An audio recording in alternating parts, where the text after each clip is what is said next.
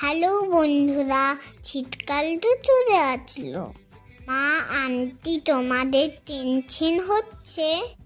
মোটা মোটা কাপড় ধোয়ার জন্য, ব্ল্যাঙ্কেট ধোয়ার জন্য, শাড়ি ধোয়ার জন্য অনেক চিন্তা হচ্ছে? আমাকে কমেন্টে জানাবে। চিন্তা করার দরকার নেই। মা অনেক চিন্তা করছিল, ওর জন্য আমরা মাকে নিয়ে এসেছি টাম্বল ড্রাইতে।